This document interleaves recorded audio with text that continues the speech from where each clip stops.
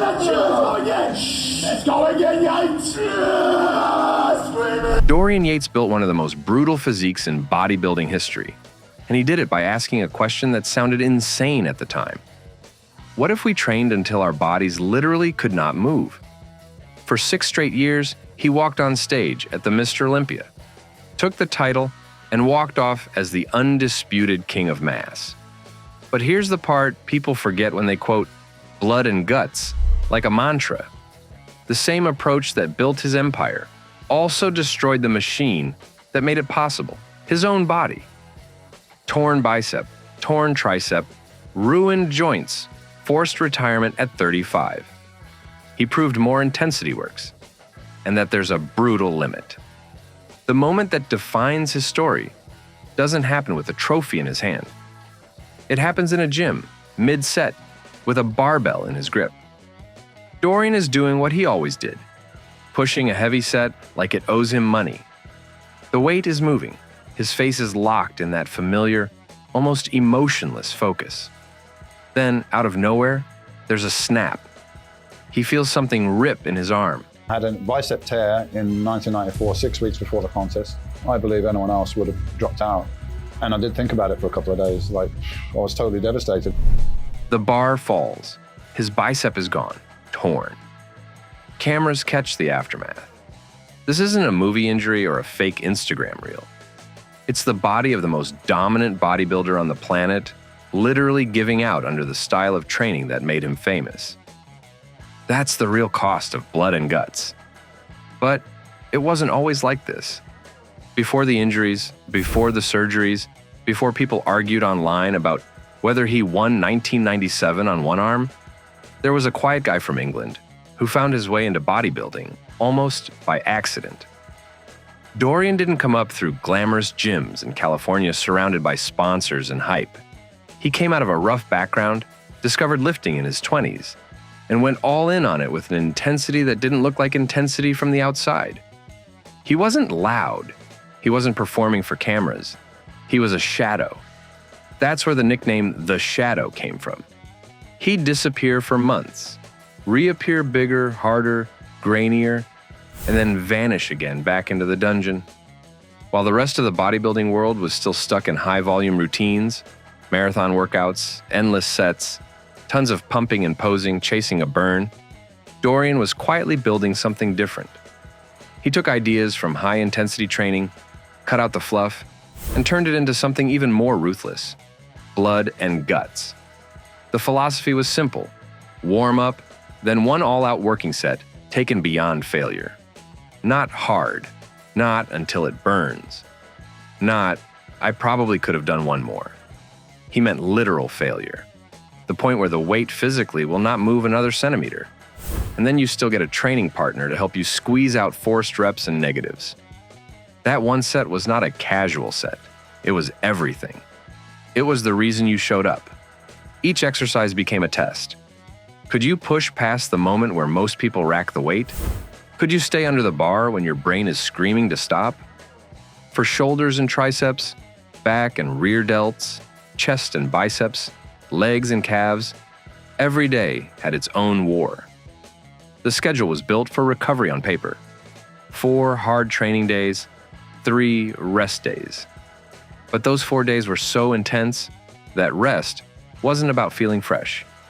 It was about trying to get your nervous system to come back from the dead. When he walked onto the Mr. Olympia stage in 1992, the bodybuilding world saw what blood and guts actually produces. Dorian didn't just look big, he looked dense, grainy, like his muscles were carved out of something heavier than flesh. He wasn't the prettiest physique, but he was unstoppable. He took the Sando that year and then refused to give it back. 92, 93, 94, 95, 96, 97, 6 straight Olympias. Each year, the Shadow came out of that dark temple gym in Birmingham with another level of thickness that didn't seem possible. And here's what made it even crazier. He wasn't just winning, he was changing the standard. Other pros started looking at his physique and his training and thinking, maybe I'm not training hard enough. Suddenly, more guys were flirting with lower volume, heavier weights, and this idea of going truly all out. His underhand barbell row became its own thing, the Yates row. His intensity became a reference point. Even people who didn't train like him had to respond to him. The era of mass monsters had arrived, and Dorian was the blueprint. But while the trophies stacked up, something else was stacking too: damage. High-intensity training with perfect form looks safe on paper, especially compared to egos swinging sloppy weight. But when the bar is that heavy and the effort is that extreme, the margin for error shrinks to nothing. Dorian was meticulous about technique. Still, joints don't know the difference between ego lifting and career-defining lifting. They only register load and frequency. Behind the photos and highlight reels, pain started to creep in. Tendons got cranky. Joints ached. He kept going. Champions always keep going. About 6 weeks before the 1994 Olympia, the invisible costs finally stepped into the spotlight. During a heavy set, he tore his left bicep. For most bodybuilders, that's an immediate full stop. Season over, show done. Surgery, rehab, maybe never the same again. Dorian? He adjusted. He changed his training. That's when he shifted his famous barbell row from an underhand grip to overhand to protect the injured area and keep hammering his back. He modified angles, adjusted exercise selection, and still walked on stage with a physique good enough to keep the title. The bicep was slightly deformed, but the density and conditioning were still beyond what most could bring. He didn't just win in spite of the injury. He set a new, harsher standard for what pushing through looked like. That should have been a warning shot. Hey, your body is starting to send invoices for the way you train. Instead, it became another badge of honor.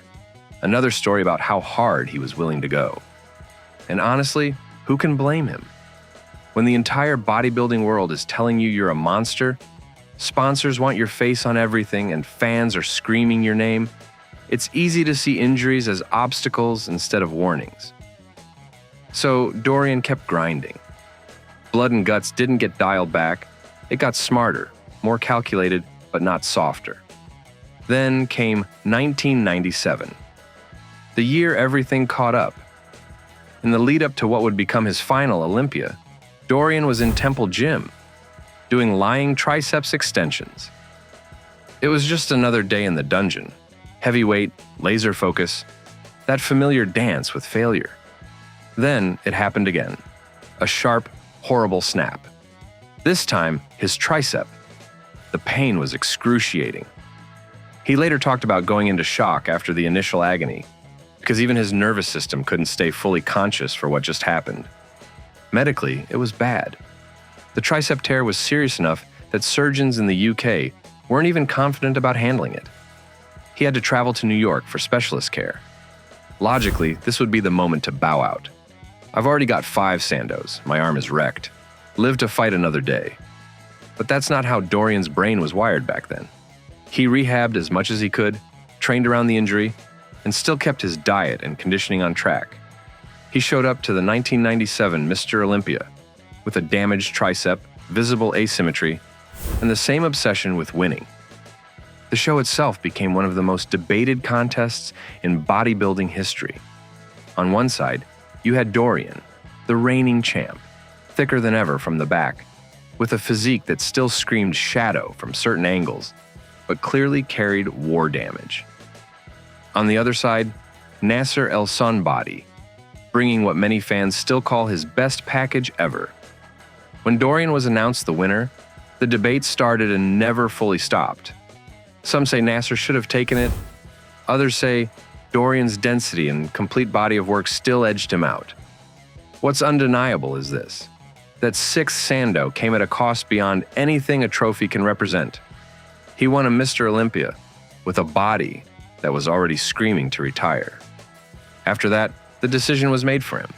He didn't get a slow, graceful fade-out from the sport. He didn't get to test how long he could hold the title into his late 30s or 40s. His body essentially slammed the door. Torn bicep, torn tricep, cumulative wear and tear that doesn't show up in stage photos. It all converged.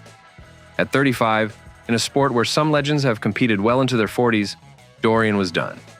Not because he stopped loving it, because the machine that made it all possible couldn't handle blood and guts forever. Here's the twist, though. That wasn't the end of his story.